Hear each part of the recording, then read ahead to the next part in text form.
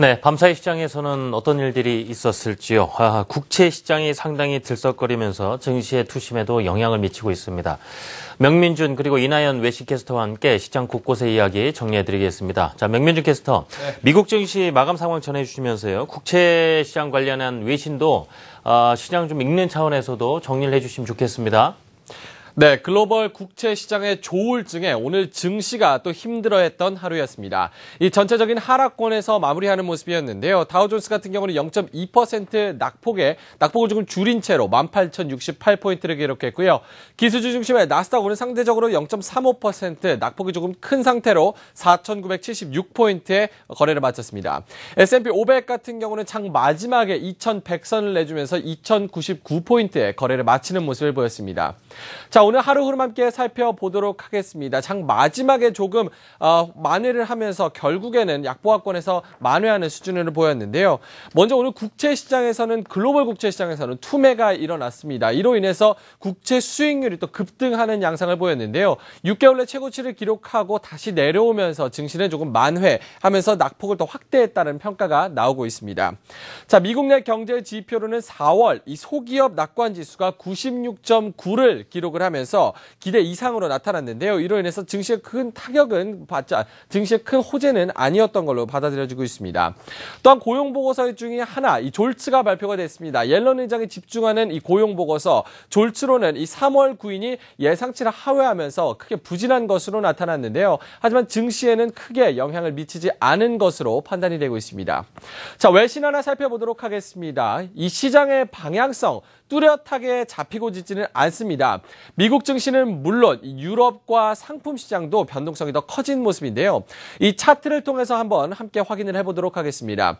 먼저 첫 번째 건 유로를 보실 텐데요. 유로 보시면 계속해서 하락세 그리고 이후에 반등세가 나온 것을 보실 수 있습니다.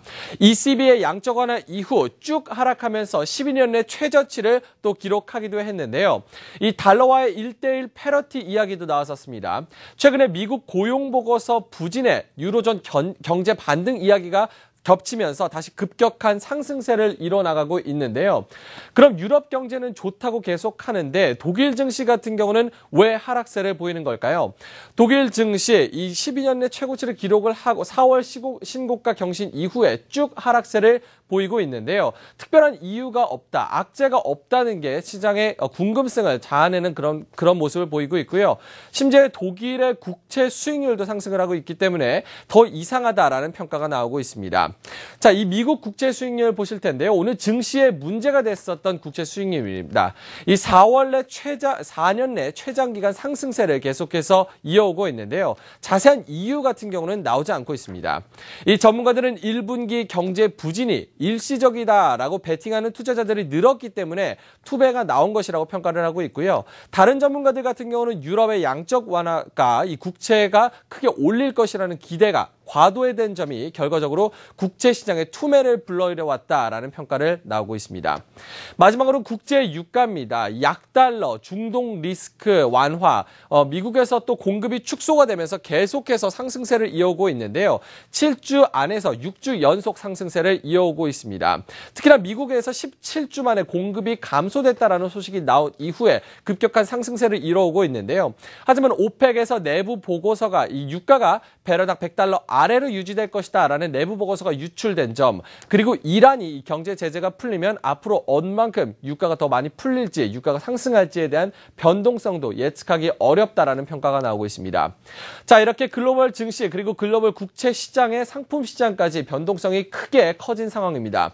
이런 상황에서 우리나라 국내 시장에서도 조금 신중한 스탠스를 취해야 될 것 같습니다.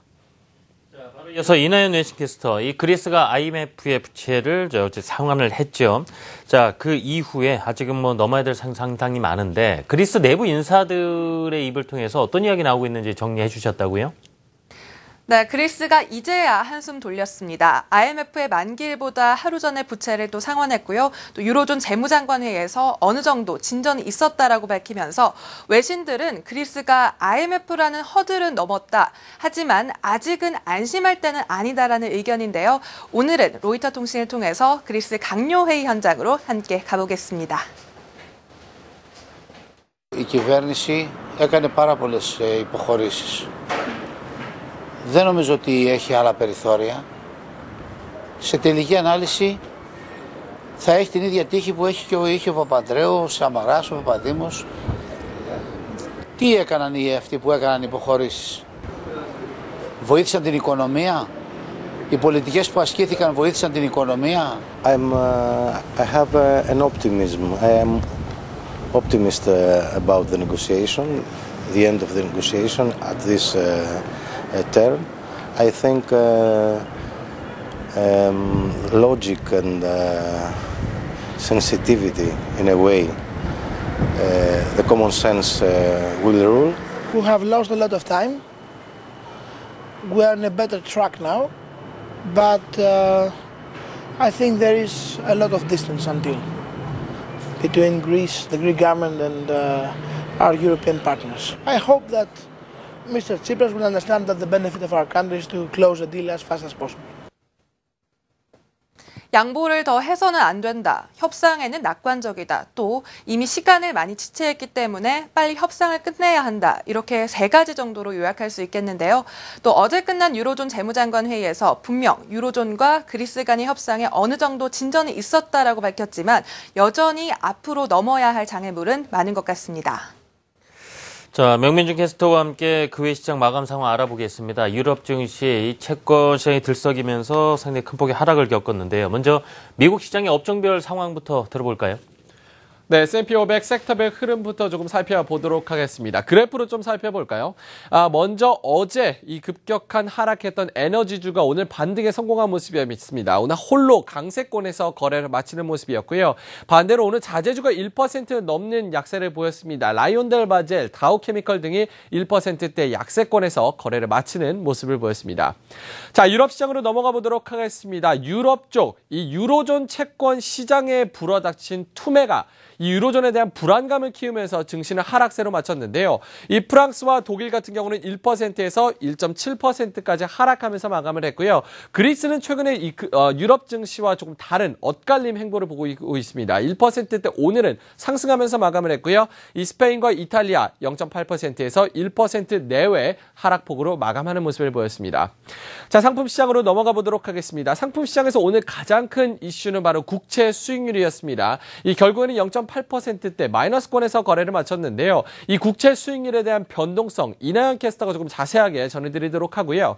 먼저 달러 같은 경우는 오늘 소폭 약세를 보였습니다. 95레벨대에서 94레벨대까지 내려간 달러 인덱스였고요. 엔달러 환율도 119엔대 후반까지 내려갔습니다. 자, 오늘 유가 같은 경우는 브렌트유 3% 그리고 WTI는 60달러 선을 다시 회복을 했습니다. 이 오펙과 EII가 공급은 줄고 수요는 늘어날 것이라면 전망하면서 시장은 이런 보고서에 조금 더 집중하는 모습을 보였습니다. 브렌트유 배럴당 66달러 선 후반까지 올라간 모습이었고요. WTI는 60달러 선을 회복하면서 60달러 후반까지 올라간 모습이었습니다. 네, 바로 이어서 오늘 눈길 가는 SNS 들어보겠습니다. 역시 채권 시장에 관한 이야기 빠지지 않았군요. 이나연 캐스터 전해주시죠. 요즘 글로벌 국채 시장이 요동치고 있습니다. 현재 주식시장은 국채의 움직임에 주목하고 있는 모습인데요. 오늘 뉴욕 증시에서도 미국 10년물 국채의 움직임 예사롭지 않았습니다. 이에 대해서 트윗을 남겼는데요. 함께 살펴보실까요? 먼저 엘리 이스마일도 마켓워치 채권부 기자는 오늘 채권 시장 이성을 잃었다라고 트윗을 남겼는데요. 장 초반 국채 시장에서의 매도세로 미국 10년물 국채 금리는 한때 6개월 내 최고치인 2.36%까지 상승하기도 했습니다. 하지만 점차 매도 랠리가 조금 누그러들면서 주식 시장도 덩달아 그 하락폭을 줄이는 모습이었는데요. 결국 이날 10년물 미국 국채 금리는 2.25%로 마감했습니다. 다음 트윗으로 넘어가 보실까요? 오늘 뉴욕 증시 18%까지 급등한 종목이 있습니다. 바로 인터넷 서비스 비디오 업체인 아메리카 온라인 AOL인데요. 미국 최대 이동통신회사 버라이즌이 이 AOL을 인수한다고 발표했기 때문입니다. 이에 대해 월스트리트저널은 버라이즌과 AOL 합병이 경기 과열 신호가 아니냐라는 트윗을 남겼습니다. 올해 들어 인수합병 M&A 시장이 더 활발해졌다면서 2007년 이후 가장 빠른 속도로 M&A 시장이 성장하고 있다라고 밝혔는데요. 이러한 M&A M&A 붐의 이유로는 점점 비싸지는 주식시장으로 인한 기업 유동성 증가, 또 연준의 저금리 정책 등을 꼽았습니다. 또 톰슨 파이낸셜의 차트를 보시면요. 경기 침체와 M&A 수의 상관관계도 확인해 볼 수 있습니다. 역사적으로 경기 침체가 있기 1, 2년 전에 M&A 시장이 절정에 달한다는 것인데요. 실제로 이 빨간색 네모 부분이 경기 침체 구간이고요. 그 전에 M&A 활동이 크게 증가한 것 확인하실 수가 있습니다. 2015년 M&A 시장이 현재 속도라면 2014년도 그 거래량의 11% 넘게 증가하게 되는데 현재 주식시장이 버블이라는 주장에 더 힘을 실어줄 수도 있다는 것입니다. 네, 두 분 정리해 주신 내용 잘 들어봤습니다. 수고하셨습니다.